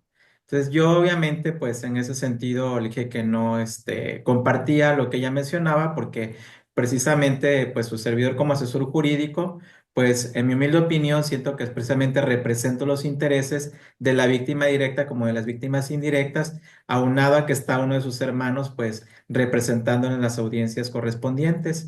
Total que dijo que no y que ya sería en juicio, dependiendo que vaya a resolver en el tribunal, el juez si le da la calidad de víctima indirecta a la menor o no, porque pues además se advierte de que se admitieron pruebas documentales como es precisamente el acta de nacimiento que acredita que el señor que ya no puede trabajar, pues tiene una niña a la cual le pasaba una pensión alimenticia y ya no le puede dar. Yo estoy reclamando esa pensión alimenticia de la niña, pero no me la admitió como víctima indirecta de la etapa intermedia porque supuestamente no se mencionó quién iba a representar a la menor. No sé cuál sea su opinión al respecto. Pues no está mal en que no se mencionó quién iba a representar a la menor porque necesita una representación en coadyuvancia. A lo mejor no les dio los fundamentos completos y se quedó a la mitad del juez o la autoridad judicial. Recuerden, la Ley General de Derechos de las Niñas, Niños y Adolescentes establece la representación en coadyuvancia por parte del Estado. Si el papá no le está representando, ahí tenían que haber llamado a la CECIPINA, en este caso que es la Secretaría Estatal, para que haya una representación. Usted no puede representar a la niña. En eso coincido con la autoridad judicial. Usted es asesor jurídico de la víctima directa. Si aquí hay una víctima indirecta, tenemos, y dado que se trata de una niña, tenemos que proteger esos derechos. Si no puede estar la víctima directa, tiene que ser a través de una representación en coadyuvancia derivada, porque no puede hacerlo la representación originaria, que sería el papá en este caso. Parte de la determinación es correcta, parte de la determinación no. Lo que sí tienen que verificar es que se le reconozca esa calidad, pero el error fue no pedirlo desde la investigación complementaria. Por eso les digo que las fiscalías no se entiende todavía bien cómo se tiene la calidad de víctima porque dejan fuera a víctimas que tienen un derecho a la reparación del daño por el daño ocasionado a la víctima directa. Sin embargo, como no se consideran porque se invisibilizan, esa es una de las cuestiones de discriminación por invisibilización. Invisibilizan a niños, niñas y adolescentes, por ejemplo, en las mujeres víctimas de feminicidio, los hijos y las hijas nunca los toman en consideración. Y ellos tienen una expectativa de vida, tienen un plan de vida que depende de esa figura de cuidado. Bueno, si la figura de cuidado corresponde a eso, a la figura de cuidado, y no se toman en cuenta, es algo así como lo que sucedió en su caso, porque esto lo debió usted de haber reclamado primero en sede ministerial. No le hacían caso llevarlo a control judicial en etapa de control, no le hacían caso en intermedia, iba a ser muy difícil que le hicieran caso y en el tribunal pues va a ser más complicado que se lo tengan como acreditado. ¿Por qué? Porque pues ya pasaron un montón de etapas, incluso les van a decir esto fue con validación y la única víctima que tenemos por reconocida es este sujeto. Error, no mandar a traer también a la representación en coadyuvancia, porque recuerden que la representación en coadyuvancia tiene obligaciones en cuanto al proceso y obligaciones en cuanto a la protección de la niña. La representación en coadyuvancia tratándose de niñas, niños y adolescentes es muy importante porque ellos hacen una investigación paralela respecto a las circunstancias sociales y económicas que tienen esos niños, niñas y adolescentes y cómo podrían afectar o cómo podrían incidir en el proceso penal. No es prueba para los hechos, pero sí puede ser prueba para la reparación del daño, para el reconocimiento de calidad de víctimas. Entonces, yo les sugeriría que si van a pelear esa circunstancia en ejecución, porque el debate ya lo veo un poco complicadita, pues que lleven a la representación en coadyuvancia y que haga bien su chamba, que con ellas no hay tanto problema, porque por lo regular las abogadas de los Prodenaus tienen muy claro qué es lo que tienen que hacer. Entonces yo ahí nada más le sugeriría eso. Fue correcta en una parte, incorrecta en otra parte. Usted no puede representar a la niña, niña y adolescente bajo ninguna circunstancia. No tiene como asesor jurídico una representación derivada. Eso por ley lo tiene la CECIPINA o la CIPINA. ¿De acuerdo? Espero haber despejado su... Correcto, paso con el abogado Pablo Rodríguez. Adelante, abogado. Sí, gracias.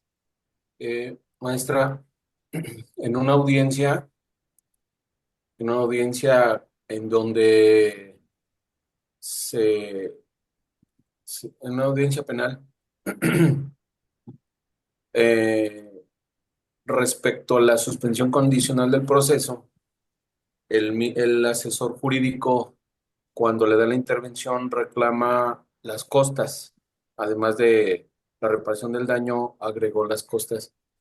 Entonces el juez de control resolvió que no era procedente las costas.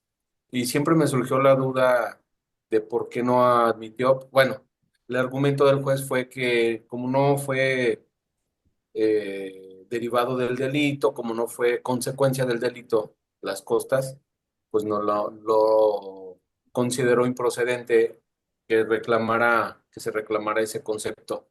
Entonces, ahora que estoy aquí escuchándola en esta clase, hizo mención al derecho de reclamar costas por parte de la víctima. Entonces, no sé si me puede aclarar esa situación o en qué momento se tiene que reclamar o si era el momento adecuado en esta salida alterna. Recuerden que salidas alternas tienen características distintas a una sentencia. O sea, tienen consecuencias como en sentencia absolutoria si se cumplen, pero en el caso de salidas alternas, la reparación integral del daño tiene que ser acreditada. Y en caso de costas, ahí, por eso les digo que el curso va a ser importante porque, por ejemplo, para costas y honorarios de los abogados se tienen que cubrir ciertos requisitos. No nada más es decir, es que yo fui el abogado y pagué y yo le cobré tanto. No, hay que cubrir con requisitos fiscales y un montón de circunstancias más y además comprobar que el recibo, la factura sí está en el SAT, porque es lo que está pasando con los médicos ahorita y las declaraciones de impuestos, en donde tú subes tu factura, pero ¿qué creen? El médico no pagó los impuestos y por tanto no te van a devolver nada, al contrario, te van a empezar a investigar por enriquecimiento ilícito, o sea, te pone en mayor complicación. Entonces, ahí hay que ver, es parte de, pero hay que verificar, porque en salidas alternas surte de manera diferenciada. Porque una cuestión que hay que tomar en consideración en salidas alternas es que las condiciones económicas del imputado, del acusado, no pueden ser motivo para no otorgar la salida. Y si él en suspensión condicional, por ejemplo, dice, pues es que sabes que de las curaciones fueron tanto y yo te voy a dar 1,000 pesos más, no podría yo decir, bueno, es que no está cubriendo todo esto, todo esto, todo esto, porque esto podría ser excesivo y una cuestión de las salidas alternas es privilegiar que se dé esa solución. Si se cubren ciertos gastos, se podría otorgar la salida alterna y dejar fuera otros. Habría ahí que ponderar qué tan excesivos fueron el gasto de las costas. ¿Entra dentro de parte del delito? Sí, pero habría que ponderarlo. ¿Fue totalmente inadecuada? Creo que habría que ver los derechos, cómo se exigieron, qué tipo de salida fue, qué tipo de delito era y las afectaciones a la víctima, porque inclusive antes de las costas, yo, por ejemplo, si fue un delito de violencia eh, hay estados en los que todavía la violencia familiar acepta salida alterna. Antes de las costas del pago del abogado, pues preveo el pago de terapias psicológicas. Y si el señor me dice, pues tengo para pagar las terapias psicológicas, pero no el abogado, no niego la salida alterna y le digo, ¿sabes qué? Se va a pagar las terapias psicológicas y pues tus honorarios entiéndete con la víctima. Y esa es una cuestión que se puede privilegiar. Es una ponderación que se hace. Porque al final de cuentas tiene que ser una reparación integral, pero si el abogado me dice, le estoy cobrando 200,000 pesos y entre terapias psicológicas y reparación del daño son 50,000, pues yo le digo al abogado, ¿sabes qué? No se te van a poder pagar los 200,000 pesos y se te van a dar 10,000 pesos, que es lo que tiene el señor, y ese va a ser el pago que se obtiene de las costas. Eso se puede hacer con la ponderación correspondiente. ¿De acuerdo, licenciado? Entonces sí, sí se puede negar, pero haciendo esas ponderaciones y haciendo el análisis correcto de caso en caso. Correcto. Antes de ello teníamos una dama, la abogada Alicia Gómez. Abogada Alicia Gómez, vi que levantó su mano. ¿Gusta preguntar algo? Adelante. Abogada Alicia Gómez, ¿sí me escucha? Creo que ya se quedó pasmada. Bueno, vamos a pasar aquí con el abogado Javier Rojas. Adelante, abogado, le escuchamos. Hola, buenas noches. Eh, Primero, soy asesor jurídico público y me gustaría abordar sobre las víctimas de feminicidios, en concreto los niños, porque me ha tocado conocer de asuntos donde, vaya, el agresor es el papá, la víctima es la mamá, y se quedan sin familia y ahí creo que el Estado tiene un enorme reto respecto a la reparación integral del daño, pero en un caso específico un adolescente me hizo un cuestionamiento que se me hizo muy complejo. Él quiere seguir teniendo comunicación con su papá. Fue sentenciado por el delito de feminicidio, pero él sí me externó su deseo de pues continuar en comunicación. Entonces me surgió esa duda de qué manera el Estado puede garantizar eso cuando se trata de niñas, niños y adolescentes para su pleno desarrollo. En este caso, por obligación del Estado, acuérdense que tratándose de femicidios, no sé cómo esté su código penal, por ejemplo, en el Código Penal de Oaxaca, tratándose de femicidios, pide la patria potestad y una de las medidas que tienen que tomar los jueces es que no tengan contacto con el padre que cometió el feminicidio. Esto no es una violación a los derechos del niño, niña o adolescente. ¿Qué requiere esto? Por eso se acuerdan que cuando vimos los derechos de las víctimas hablamos de las medidas de atención y el tratamiento de víctimas con dignidad, la terapia psicológica, para que entienda cuál es la prevención que estamos haciendo. Porque chequen los casos de violencia vicaria, Ángela González y José, siempre se me olvida el apellido de este señor español, José, ahorita me acuerdo, en donde se establece que, por ejemplo, no podemos dejar que tengan contacto con personas agresoras porque su vida está en riesgo. Pero lo que tenemos que hacer es un proceso de sensibilización con la atención psicológica correspondiente para explicarle a este adolescente que tenga contacto con su padre es perjudicial para él hasta en tanto pues él ya tenga la mayoría de edad. Y si ya no estamos hablando de esta circunstancia, él haya tenido la terapia psicológica y si él quiere tener el contacto siendo una persona adulta, es una cuestión que queda a él, pero la obligación del Estado es sensibilizarlo, darle la terapia para que él entienda cuál fue la magnitud y que su vida puede estar en riesgo en cualquier momento, aún estando la persona privada de su libertad. Porque recuerden que la violencia feminicida tiene patrones. Cuando se pierde a la víctima principal, que es la madre, las víctimas, las que pasan a ser víctimas principales son los hijos. Por eso es que en delitos de violencia familiar por eso es que en delitos de violencia familiar se tienen que prohibir las convivencias con la persona agresora para la protección de niñas, niñas y adolescentes, porque la violencia siempre va a ir en aumento. Son de las características de la violencia. Entonces, ¿qué podemos hacer? La terapia, para que el niño se tenga la conciencia de cuál es la magnitud del daño y por qué se le está prohibiendo, que no es algo arbitrario, sino que lo que se está haciendo es protegerlo. Una vez que él alcance la adultez, ya no podemos nosotros como Estado hacer mucho y si ellos quieren tener contacto, pues hasta ahí queda nuestra responsabilidad. Entonces, ¿qué les sugiero? Terapia, terapia, terapia. Y como defensor, pedir eso. O sea, yo no voy a intervenir, pero denle la terapia, que la fiscalía se obliga a dar la terapia. ¿Vale, licenciado Javier? Espero haber contestado su pregunta. Correcto. Paso con el abogado Isidoro Vicario. Adelante, abogado, por favor.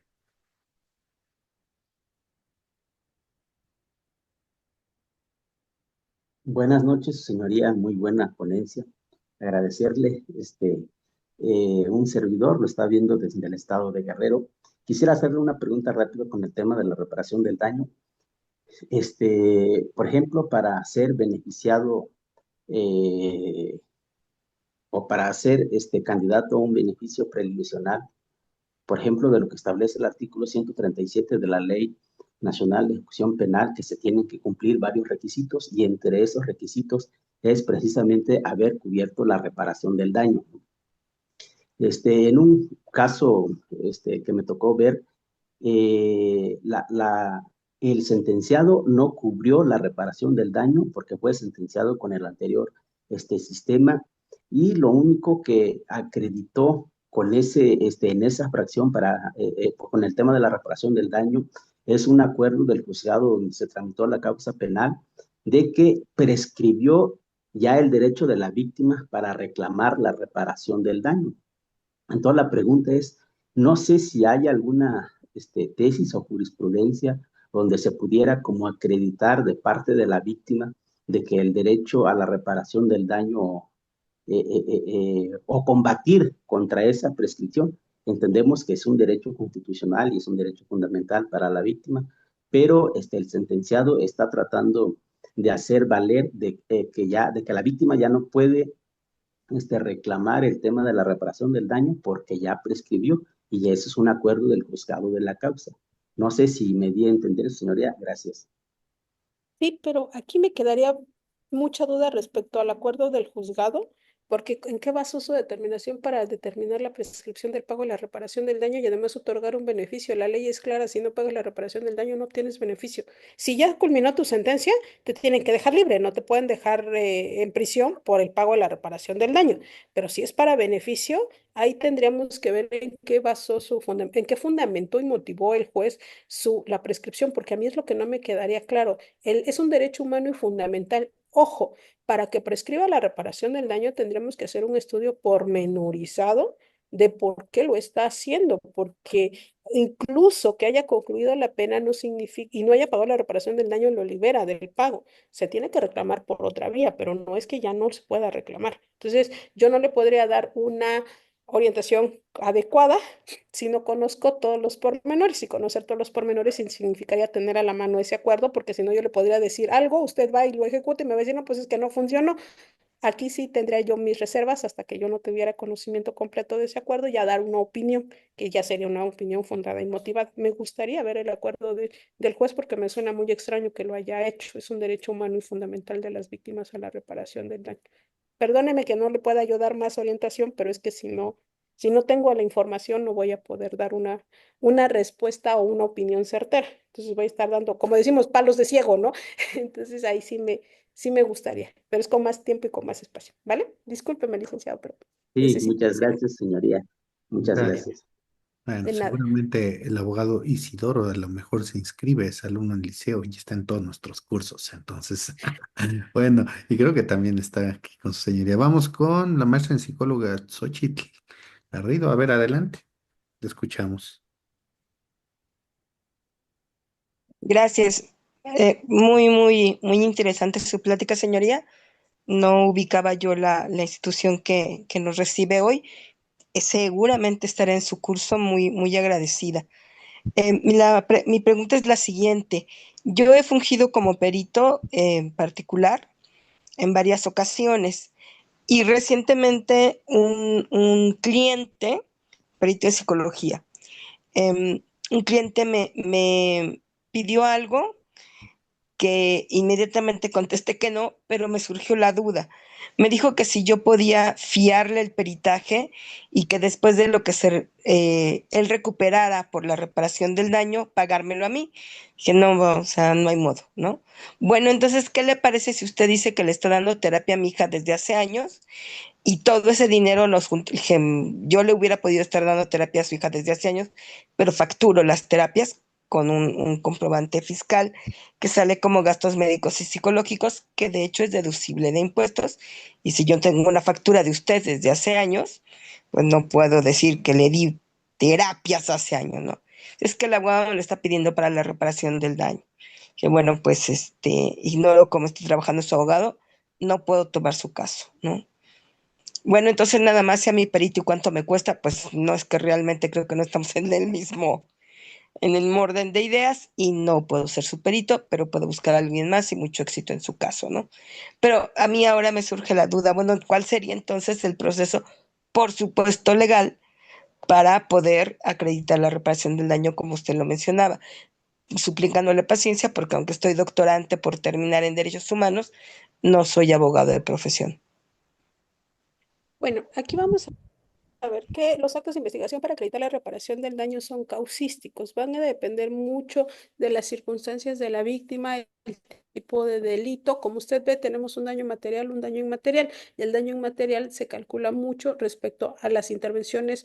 Por ejemplo, expectativa de vida, ¿no? Voy a poner un ejemplo X. Yo soy la que pago, por decirlo, es un ejemplo X, ¿eh? No que sí sucede, que yo soy la que pago las mensualidades de mi sobrino, ¿no? Por decirlo, yo no tengo hijos, hijas e hijas, pero yo pago las mensualidades de la universidad de mi sobrino. Expectativa de vida. Si yo me muero, mi sobrino tenía la expectativa de que yo le iba a acabar de pagar la universidad, ¿cierto? Entonces, en ese daño mi hermana tendría la carga o mi sobrino tendría la carga de presentar los recibos ligados a mi cuenta para acreditar que yo era la que pagaba los gastos de la universidad, las mensualidades, ¿vale? Y si yo le compraba ropa, si yo le compraba zapatos, si yo pagaba los libros, tendrían que acreditar eso, que va a estar ligado a mi cuenta. Es como sencillo si todo lo ligo a mis cuentas, pero si no, es más complicado.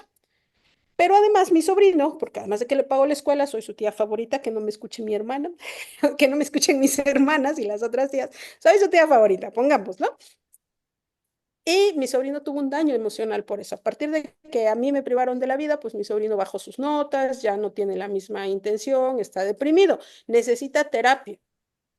Pero también hay que ligar con el dictamen terapéutico correspondiente de que pues necesita continuar en terapia porque la pérdida, mi pérdida le ocasionó todo este daño. Entonces ahí en este caso en específico pues necesito todos estos comprobantes de que ella era la que de que yo era la que pagaba la expectativa de vida, le quedan 3 años de universidad, ella era la que cubría los gastos, nosotros no tenemos cómo cubrirlos porque fue antojo de Monivet meterla a una universidad particular, pero además su sobrina pues era su sostén emocional porque tenía un problema y acudía a Monived, era la persona que la orientaba, que le daba valores y él está en depresión por eso. Y necesita un año, cuando menos, de terapia para restablecerse. Si nos vamos dando cuenta, entonces depende, es muy causístico la reparación del daño cuando queremos acreditar estos daños inmateriales. Entre universidad y entre terapias podemos decir que estamos hablando de $500,000, puede ser, pero ¿qué es? Es comprobarlo. A ver, la universidad me cobra 3,300 mensuales por la carrera, vamos a ponerlo así, más gastos, están ligados, están comprobados y tenemos ahí cómo acreditarlos. Pero ¿quién va a venir a declarar a juicio? Y ahí es cuando ya empezamos a hacer la, la separación de actos de investigación para los hechos y actos de investigación para la reparación del daño. ¿Sí? Entonces es causístico. ¿Qué voy a querer acreditar? ¿Cómo lo voy a acreditar? ¿Cuál era la relación? Y ustedes los psicólogos tratándose de este daño emocional que ocasiona la comisión de un delito, pues es muy importante, pero tenemos que tomarlo en consideración. Ahora, si el señor no tiene para esto, ojo, en el Código Nacional hay un artículo 103 que se llama gastos de producción de prueba.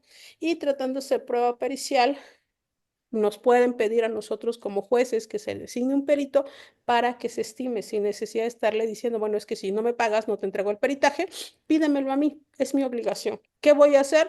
Pues decirle a la fiscalía, oye, tú eres el que tiene cuerpo de peritos y tú investigas a favor y en contra, desígname un perito. O poderes judiciales a veces tienen peritos específicos y sabes que tu dirección de periciales, desígname un perito para que intervenga en esta causa. No tiene dinero, pero está el 103 en donde nos puede pedir a nosotros como autoridades judiciales esta circunstancia. ¿De acuerdo? Correcto. Sí, es que en ocasiones creo que existe la falsa idea de que un perito particular va a incidir a convencer a favor de quien te contrató, como la idea de que el paga manda, ¿no? Cuando nos va todo el prestigio, nos va la cédula y además solo somos amigos curiae. Le acerco al juez, yo no me peleo con él, solamente le acerco los elementos con pruebas pues cuantitativas y cualitativas de cuál es el caso, ¿no? Pero creo que todavía vivimos mucho en el país de chileganismo y el compadrazgo.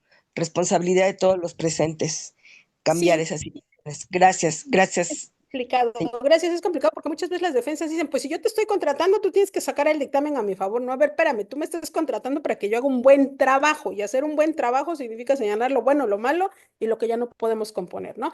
Pero es parte de la cultura. Uno de los mayores problemas de nuestro sistema jurídico es la cultura que tenemos, que tiene que ser literalista y que si yo te pago tienes que decirlo como yo. Espérate, si eso es mi prestigio. Yo siempre se los he dicho, por ejemplo, hasta un oficio, ¿cómo lo firmas? Tú es tu garabato, es tu prestigio, si lleva errores de ortografía, tú te vas a, es tu nombre, pues, entonces hay que tener cuidado. Yo lo que cuido es mi nombre, ¿no? Podrán decirme lo que quieran, pero mi nombre va con la coherencia correspondiente. Entonces, hay en Facebook creo que peticiones y algunas preguntas.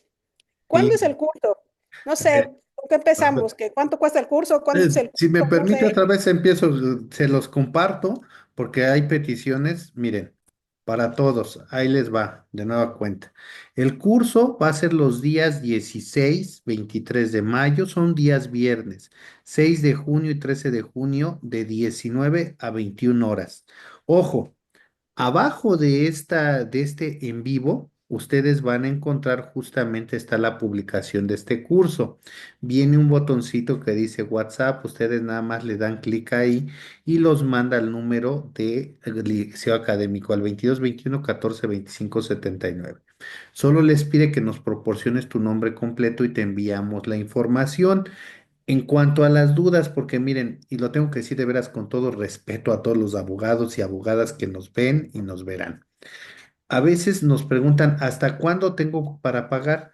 En la información que les enviamos, que se les envía del número oficial, se les dice que las inscripciones están abiertas, una, durante todo el curso.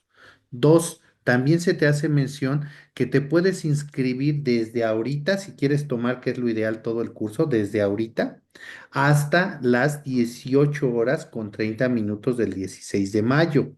¿Sí?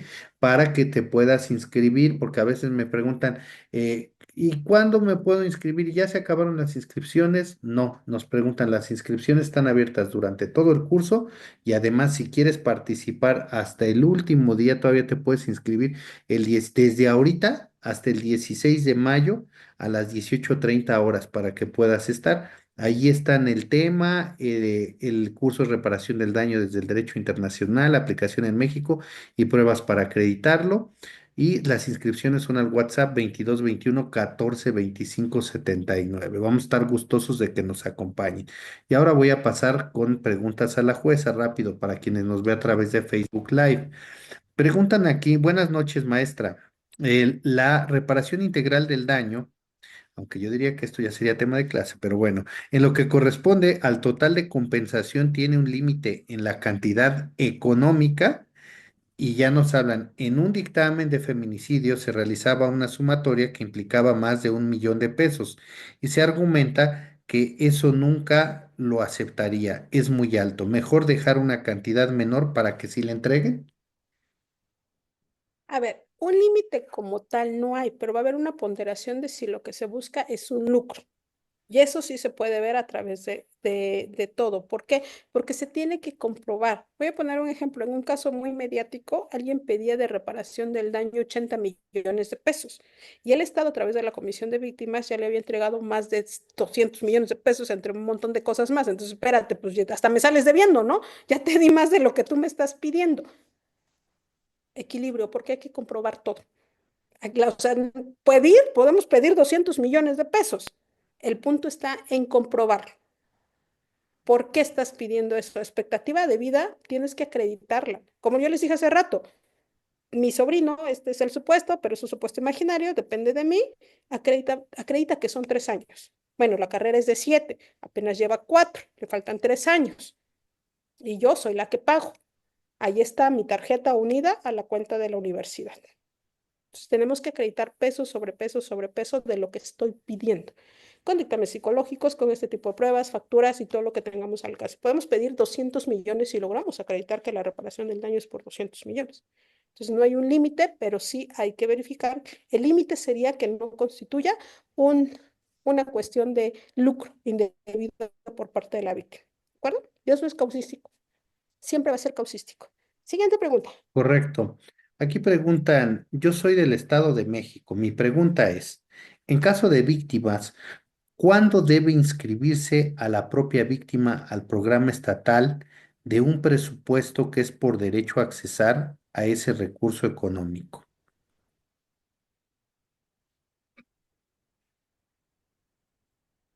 Bueno, eso sí lo contestamos en el curso, porque tiene una Exactamente. respuesta bastante larga. Esa sí la mandó al curso. Me voy a salir por la tangente en esa, la voy a mandar al curso. Sí, porque efectivamente dice aquí en el caso de que un hecho delictuoso en donde se acreditó que sí existe un daño psicoemocional de la ex esposa, pero estuvo presente el día del evento o hecho delictuoso, ¿cómo y quién debe realizar primero que sea reconocida la menor edad? No, ahí sí no se me entiende. Pues No le no, entiendo muy bien la pregunta. no, ni yo tampoco le entendí sinceramente. Es Entonces, como que quién tendría que realizar lo necesario para que se reconozca la calidad de víctima indirecta de una niña, sí, más algo o así. menos, algo así. La fiscalía tiene que hacer una investigación completa para determinar. Correcto. Bueno, pues son todas las preguntas que tenemos. Agradecemos a los que nos ven y que están mandando saludos y que les encanta escuchar a la jueza, ver sus clases, ¿no? Entonces, pues, jueza, pues no queda nada más que agradecerte y pues nos vemos mañana en Estrategias de Litigación y el próximo viernes nos estaremos viendo en el taller, en el curso de reparación integral. Miren, ya está, pero cansadísima la jueza, ¿no? Estoy así de, Ya está de que ya déjenme descansar, así que miren, esta plática va a estar disponible en el canal de YouTube, en la página del Liceo Académico, seguramente también en la página de la maestra Monibet y bueno, para que ustedes puedan ver en repetición todo lo que se habló el día de hoy. Ojalá se inscriban, tiene que ver mucho con el derecho de daños, la situación de las compensaciones en cuanto a las comisiones estatales de atención a víctimas del delito, incluso pues yo sé por ahí que algunas comisiones tienen hasta un tope máximo, están topadas para dar cierto recurso, pero también sé que a través del amparo y a través de las pruebas idóneas puedes obtener una cantidad mucho mayor y como lo decía la jueza, siempre y cuando no sea un lucro que ya sea indebido. Pues jueza, muchísimas gracias. ¿Algo más que quieras comentar? No, pues muchas gracias a todos los que se quedaron hasta esta hora. Ya son casi las 9 de la noche. Gracias de verdad por escucharme, gracias por seguirme. Síganme en el TikTok. He subido algunos videos que les parecerán interesantes, de verdad se los juro, porque me encanta generar nuevos conocimientos, criticar lo que estamos haciendo para poder ir avanzando. Si no nos criticamos, no avanzamos, ¿eh? Yo sé que como jueza tengo muchos defectos, pero podemos intentar hacer y construir un mejor sistema jurídico. Está en nuestras manos, en lo que nos queda porque ya viene la elección judicial y no sé cómo les vaya a ir. Yo me despido de la estructura estatal una vez que en Oaxaca se elijan jueces y juezas y que los santos, los ángeles y aun lo que ustedes crean, los ayuden y los bendigan en ese nuevo sistema judicial. Pero muchas, muchas, muchas gracias. Los espero ver en el curso y pues que tengan una muy, muy linda noche. Cuídense mucho. Gracias, buenas noches y los esperamos a quien guste participar en la siguiente conferencia en Liceo Académico, que justamente vamos a ver hoy el tema de la ley Ingrid con la maestra Jessica Salazar. Por aquí hay un grupo, un enlace para quien quiera unirse a nuestras conferencias gratuitas o preguntar sobre este curso al WhatsApp 22 21 14 25 79. Les agradecemos su presencia virtual esta noche. Que tengan un descanso reparador y los esperamos al curso. Buenas noches.